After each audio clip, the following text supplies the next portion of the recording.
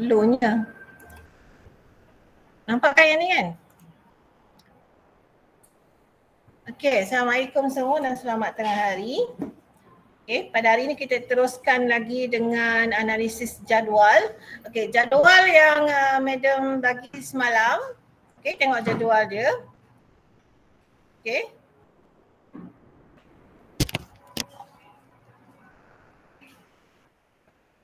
Okey. Jadual peratusan ekspor mengikut keluaran terpilih pada tahun 2012 dan tahun 2013. Ya. Jadual ni menunjukkan carta pie. Okey. Carta pie kita tahu dia menunjukkan perbandingan sebab kalau kita tengok tahun dia berbeza dan juga jumlah dia yang berbeza. Ya, untuk 2 tahun. Okey. Ekspor mengikut negara terpilih. Okey, kalau kita tengok petunjuk yang ada dalam carta pie itu dalam bentuk peratus. Okey. Kemudian setiap satu color yang diberi dalam carta pie itu mewakili petroleum, okey, mewakili getah asli, mewakili minyak kelapa sawit, lada dan koko. Jadi itu adalah ekspor Malaysia ke negara luar. Ya, ekspor Malaysia ke negara luar mengikut persentage yang tertentu berdasarkan 2 tahun. 2 tahun 2012 dan tahun 2013. So pada tahun 2012 jumlah ekspor keluaran yang terpilih adalah sebanyak 99,852 juta dan pada tahun 2013 jumlah RM 90,033 juta. Okey, kita nampak dah secara kasar di situ bahawa ada berlaku penurunan, ya, penurunan ekspor mengikut keluaran terpilih antara 2 tahun ini, ya. Okey, itu adalah gambaran pertama yang awak kena tahu, yang awak wajib tahu apabila dapat saja kertas soalan. Okey, ini carta pie. Apakah raw data yang ada dalam carta pie itu? Raw data tu maksudnya apakah data mentah yang ada dalam carta pie? Kena faham yang tu dulu, ya. Sebab awak dah belajar carta pie kan semester 2, mestilah awak tahu carta pie ni kenapa data ni diberi dalam bentuk carta pie. Sebab dia nak menunjukkan perbandingan. Okey, ada 2 tahun. 2 tahun kemudian tengok jumlahnya berbeza. Ada peningkatan ke penurunan, ya. Kalau awak tengok dari segi size chart ni pun sepatutnya awak kena tahulah bahawa tahun 2012 tu jumlah keluarannya lebih besar daripada tahun 2013. Ya, itu kita dah nampak dah perbandingan secara kasar, ya. Okey, kemudian kita tengok soalan. Step yang kedua, bila dapat kertas soalan yang keluarkan carta pie macam ni, step pertama tadi kena buat apa? Kena tengok secara holistik. Data charts tu ataupun carta tu tentang apa? Kita buat kajian secara holistik, secara kasar dulu, ya. Nombor 2, step kedua kita baca soalan. Okey, soalannya berdasarkan maklumat dalam carta di atas, bandingkan perubahan ekspor Malaysia pada tahun 2013 hingga 2013 serta kesan ke atas sesebuah negara jika ekspor negara menurun. Okey, apabila kita buat analisis, selalu kita tengok isu, kita tengok apa? Fokus isu, kita tengok apa lagi? Kita tengok apa? Pola. Kita tengok apa lagi? Format. Kita tengok apa lagi? Skema. Okay, apa isu dia? Ekspor Malaysia. Fokus isu ada 2 ke 1? 2. Apa fokus isu dia? Ekspor Malaysia dengan kesan atas kesan jika ekspor negara turun. Ekspor dan kesan. Okey. Pola dia apa?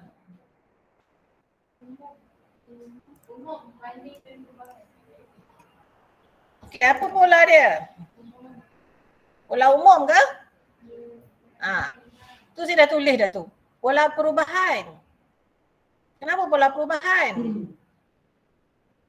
Kenapa pola perubahan? Tengok situ, dia tulis apa? Peratusan ekspor mengikut keluaran terpilih tahun 2012 dan 2013.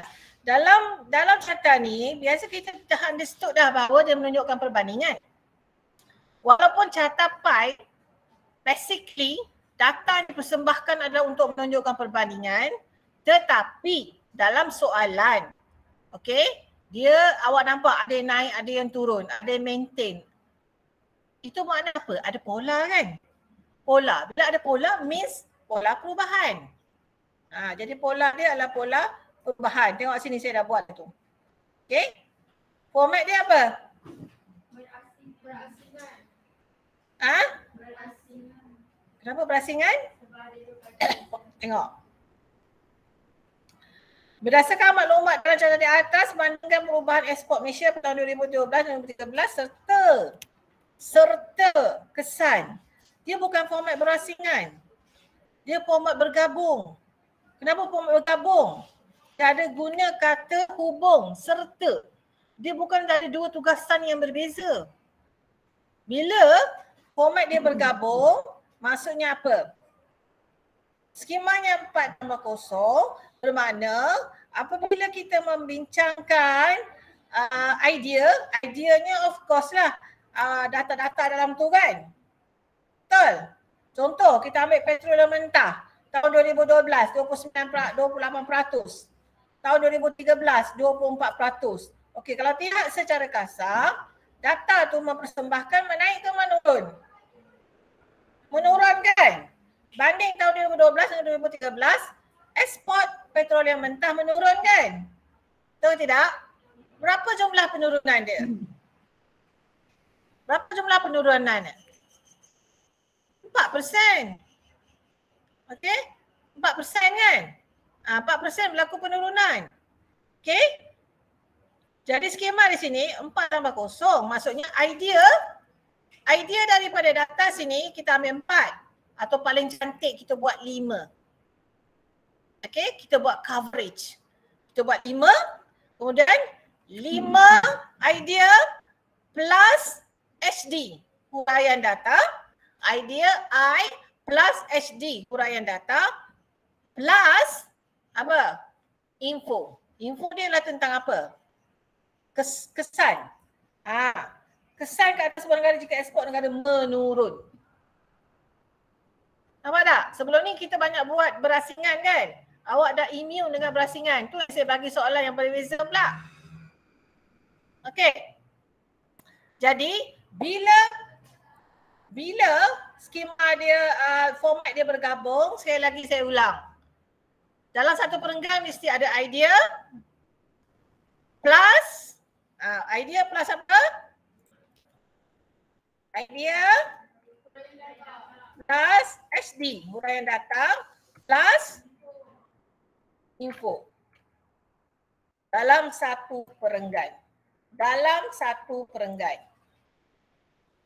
Faham tak ni? Siapa ada soalan? Ini. Gabung. Maksudnya kena ada ni. Okey, kita masuk kat sini.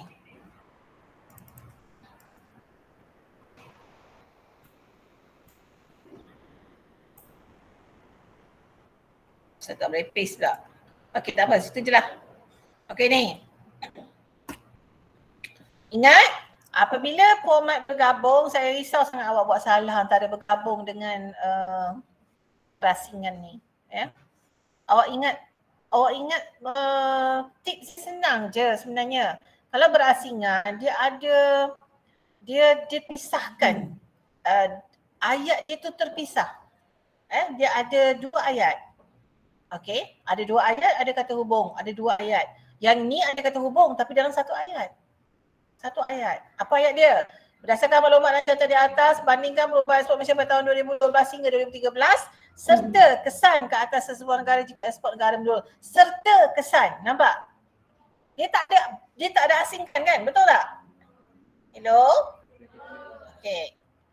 Jangan silap. Once you silap, maksudnya format ni format bergabung. Bila awak jawab essay, awak buat berasingan. Yang info tu semua dah tak dibaca dah. Siapa rugi? Hello, siapa rugi?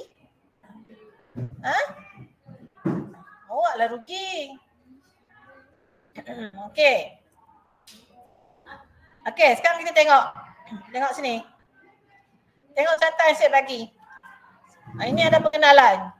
Carta di atas menunjukkan perubahan ekspor Malaysia mengikut keluaran terpilih dari tahun 2012 hingga 2013. Simple je pengenalan dia. Simple je pengenalan. Tak mau buat susah ya.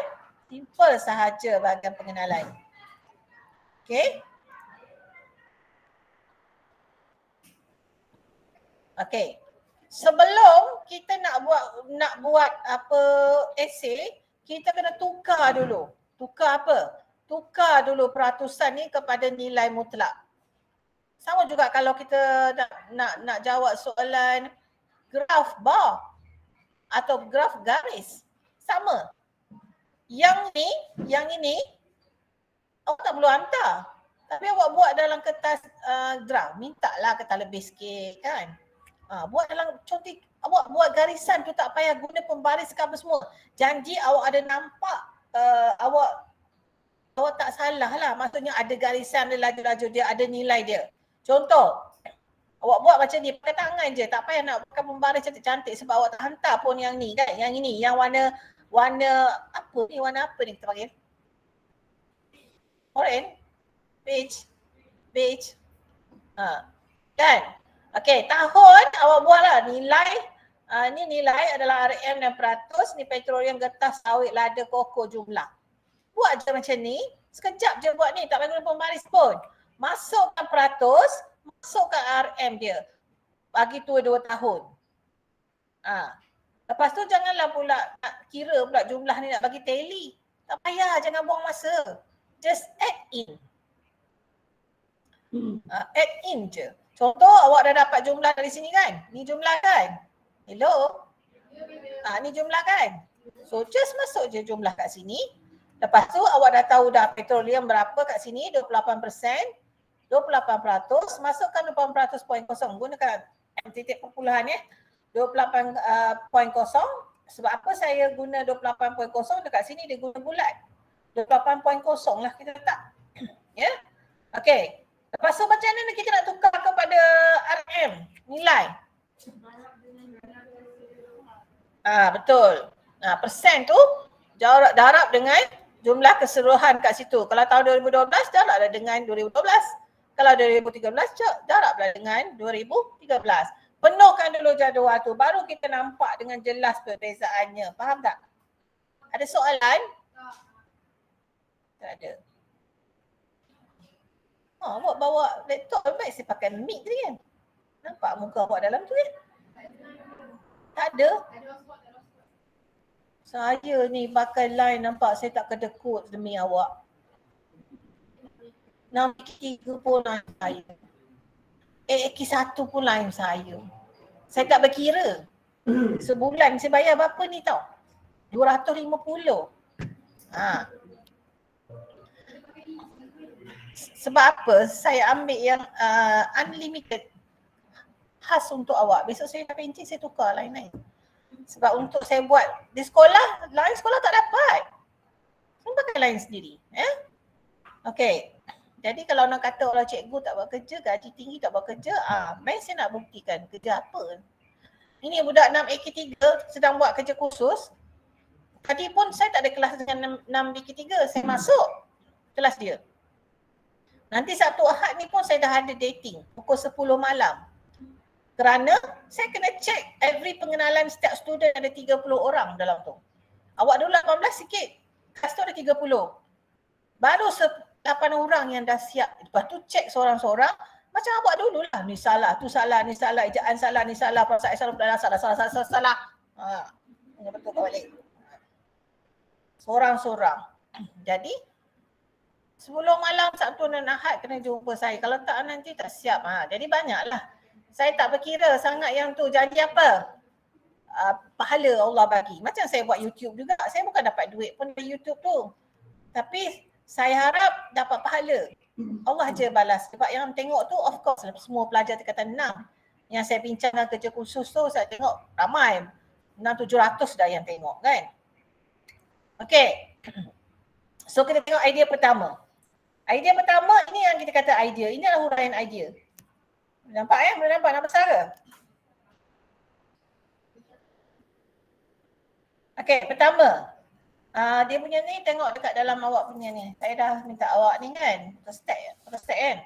Ekspor yang meningkat 2012-2013. Tengok ekspor yang meningkat. Mana ekspor yang meningkat? Ada dua. Lada dan koko. Awak kena mention semua.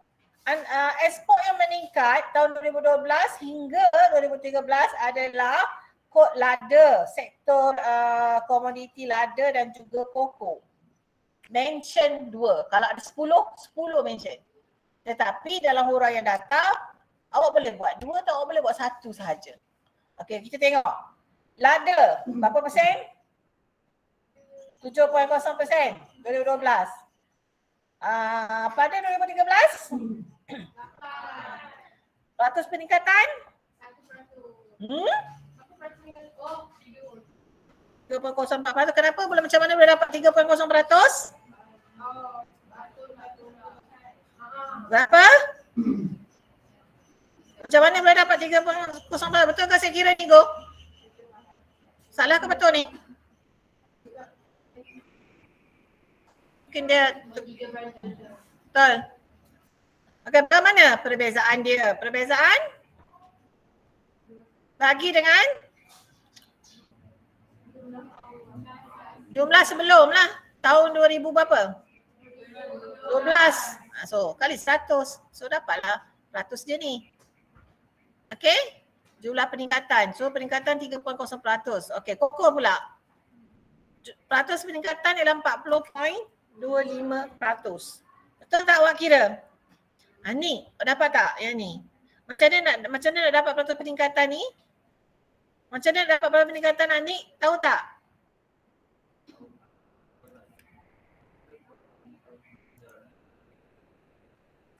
Okey. Boleh? Betul tak Anik cakap tu? Betul? Betul tak? Betul tak? Jawablah, respon. Awak ni kadang malas nak respon Okey. Macam mana nak buat ni yang saya punya ni ternaik ke atas ni? Mana nak naik ke ni? Ni nak hilangkan ni.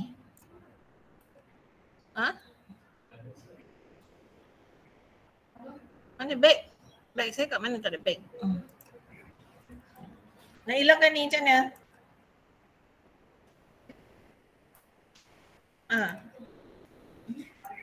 Haikal, siapa yang pandai ni?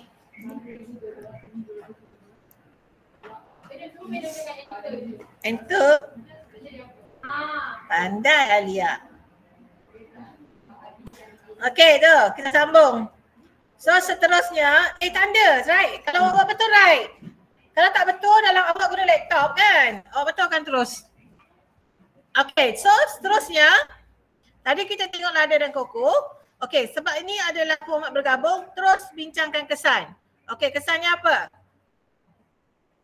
Apabila keluaran ni meningkat, apa kesannya? Bertambah pendapatan negara, meningkatkan pendapatan petani secara tidak langsung, meningkatkan pendapatan KDNK negara. Ya? Meningkatkan pendapatan KDNK negara. Okey.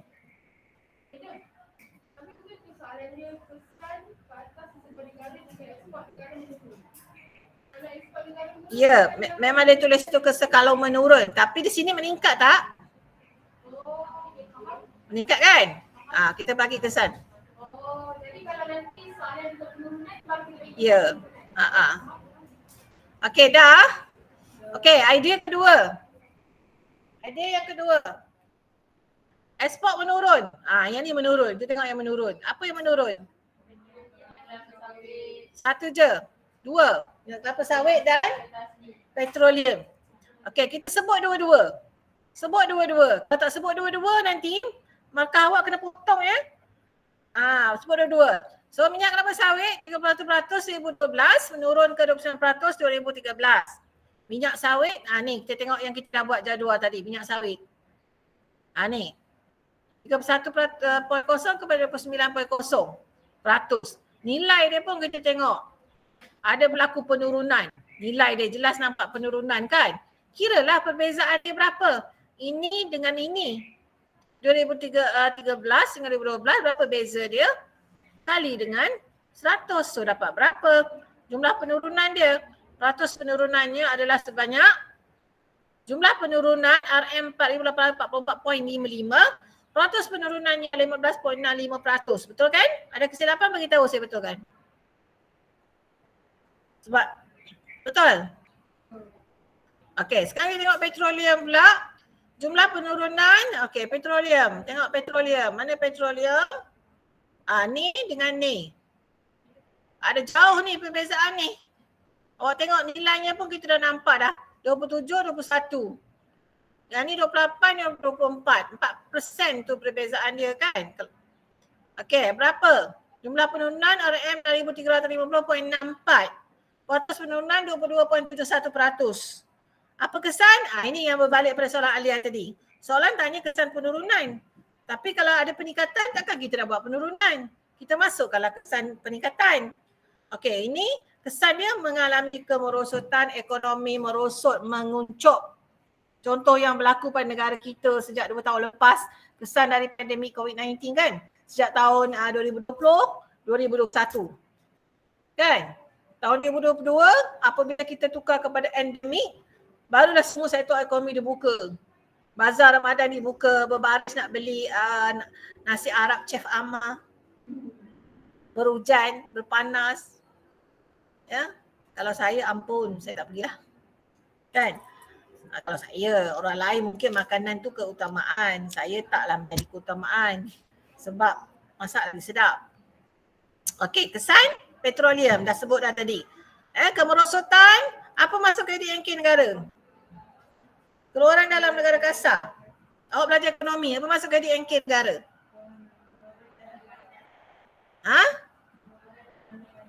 Bagaimana nak kira? Keluaran dalam negara kasar. Pendapatan? Tolak perbelanjaan lah. Dapatlah KDNK negara, keluaran dalam negara kasar. Sebab tu kadang-kadang KDNK jadi negatif. Belanja lebih banyak dari pendapatan. Mampus. Kan? Itu yang pinjam bank, IMF.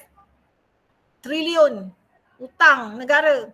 Sebab tak cukup pendapatan nak tampung perbelanjaan. Kan?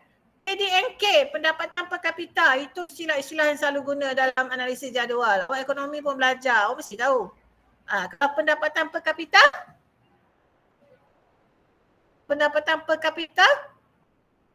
jumlah pendapatan semua bahagi dengan ahli keluarga. Yang itu yang dikira awak dapat bantuan ke tidak tu. Ya? Katalah mak awak pendapatan 7,000, bapa awak pendapatan 10,000, 17,000. Dalam family, keluarga ada 4 orang aja. Berapa nisbah dia? Dapat tak? Berapa? Cuba kira. 17,000 bagi 4 orang. Berapa? Berapa? 4,250. Tak dapat. Dia mesti 3,000 ke bawah. Baru boleh dapat bantuan. PSH. Kan? Macam itulah dia kira. Sebab tu saya tak layak apa pun. Kadang-kadang sedih. Orang dapat ni kan kerajaan. Dapat 500 je lah nanti kerajaan bagi. Kan? Okey, terus tengok yang ketiga. Idea ketiga. Ekspor yang konsisten, stabil. Apa yang konsisten? Tengok yang konsisten, stabil apa? Mana yang konsisten? Mana yang konsisten, stabil? Getah lagi? Getah saja. Kenapa awak kata dia konsisten? Peratus sama. Tidak berganjak. Konsisten macam tu je. Sebenarnya kalau dalam bidang ekonomi konsisten macam tu tak ada lonjakan, dia tak berapa bagus. Dia kena ada lonjakan sikit. Sebab tu kerajaan itu dia banyak bagi bantuan kepada rakyat ya, supaya dia dapat boostkan ekonomi. Ada pergerakan wang dalam negara. Kalau tak berlaku pergerakan wang, ekonomi akan menguncup. Kan? Okey. Okey, kita tengok getah asli. konsisten dari aspek peratusan peningkatan dari tahun 2012 hingga 2013. Awak semak tak? Tetapi terdapat penurunan nilai ekspor getah asli. Nampak? Peratus dia sama, tapi nilai dia tak sama. Why? Tengok yang ni getah. Nampak nilai dia? 24,963.0, 2013 22,508.25 juta. Kenapa jadi macam ni?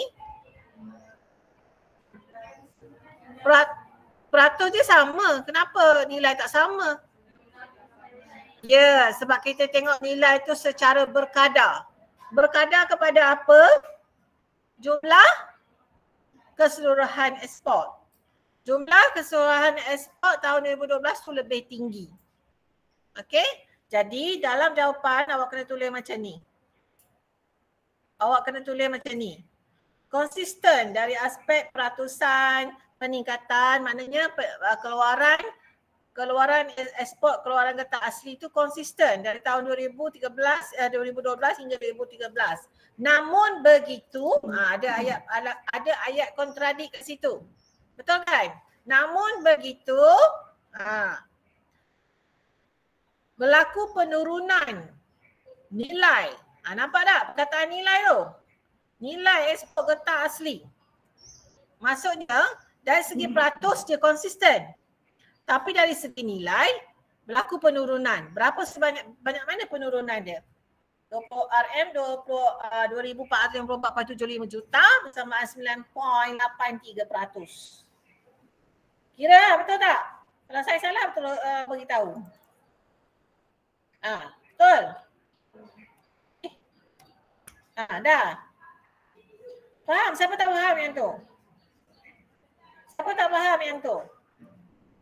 Boleh faham tak? Bagus. Harap-harap besok kalau periksa keluar macam ni kan? Bolehlah jawab kan? Okey, soalan idea keempat. Penurunan peratusan ekspor keseluruhan. Yang ni kita nampak mula-mula masa kita tengok pie tu. Berlaku tak? Ni. Nilai dia keseluruhan. Penurunan kan? 99 ke 90. Kalau kita tengok direct kepada pie, kalau jumlah pun kita dah nampak. 99.852 juta kepada 90 juta 90,033 juta tahun 2013. Dah ada penurunan kan?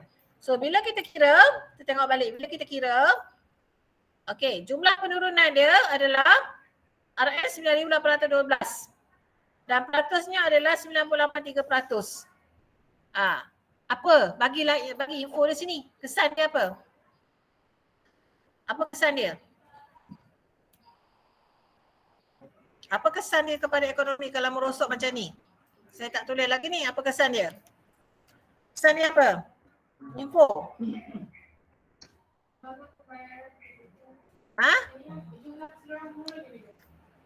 Ya.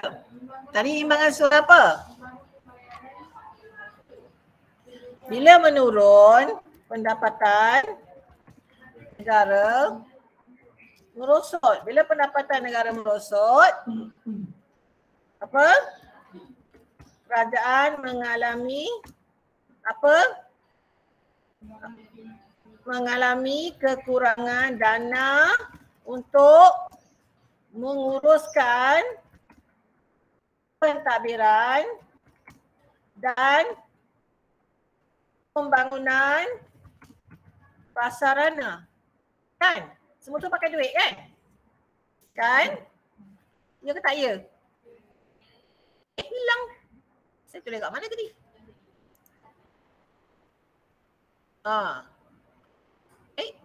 Mana yang saya tulis banyak-banyak tadi? Hilang. Aduh, itulah masalah saya kalau pakai Excel ni selalu hilang. Nak kena belajar lagi banyak, hilang. Yang paling pakar Excel ni suami saya sebab dia dulu kerja engineer kan. Dia pakar sangat bahagian ni. Selalu kalau saya salah saya panggil dia. Okay, so habis hilang yang saya buat sini tadi, awak tulislah sini. Apa dia kesan tadi? Keseluruhan merosot. Kemudian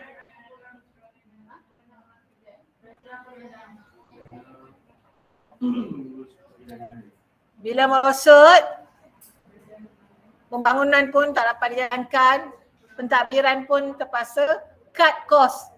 Contoh apa yang berlaku kat sekolah lah. Awak tengok bangunan tu, bangunan sekolah kita tu. Patutnya dah lama siap. Tapi apa? Berlaku peningkatan kos.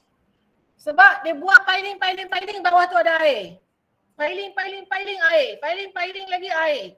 Tak cukup piling. Bertambah kos, piling tu pakai kayu bakau mahal. Satu batang kayu bakau tu RM25. Berapa banyak kayu bakau kena masuk ke dalam tanah? Masuk dalam tanah tak? Sebab mungkin tu ada aliran sungai bawah tanah. Jadi apa yang berlaku? Berlaku peningkatan kos, kontraktor lama tak nak buat, nanti kontraktor baru tak ambil masa, sekarang tergendala. Kenapa jadi macam tu? Bajet tak turun. Dari mana bajet? Dari kerajaan lah. Kenapa dari kerajaan? Sekolah adalah under federal, under Kementerian Pendidikan Malaysia. Bukan di bawah state. Kita kan pentadbiran ada 2, kerajaan pusat dan kerajaan negeri kan. Ada 3, bawah satu lagi kerajaan tempatan. Ni kalau tak tahu kena balik semester 2 lah. Semester 2 kan semester 3 yang belajar. Semester 1 Okey, penutup. Rumusannya, Keluaran Ekspor Malaysia menunjukkan perubahan dari tahun 2012 hingga 2013. Kemerosotan nilai ekspor seperti minyak sawit dan petroleum dan getah asli menyebabkan merosotnya pendapatan KDNK kerana barang komoditi tersebut merupakan sumber pendapatan utama negara Malaysia. Sama juga dulu pada tahun 2021 ke 2020. Amerika Syarikat ban minyak kelapa sawit. Memang teruk kita pada masa tu. Ya. Dan Menteri Pertahanan pada masa itu buat alternatif lain. Itu kita buat lawatan ke negara China. Dan China sanggup nak beli kita punya kelapa sawit. Kita dapat atasilah masalah tu. Tapi dalam masa sama, kita beli juga Sinovac daripada China. So ada kerjasama dua hala kat situ. Ya. Okey, ada kita berhenti dulu. Saya nak, ya? Belum siap? Tak apa, nanti saya tanyakan balik. Okey.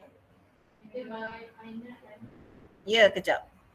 Okey, sekian dulu untuk hari ini dan kita sambung pada masa akan datang.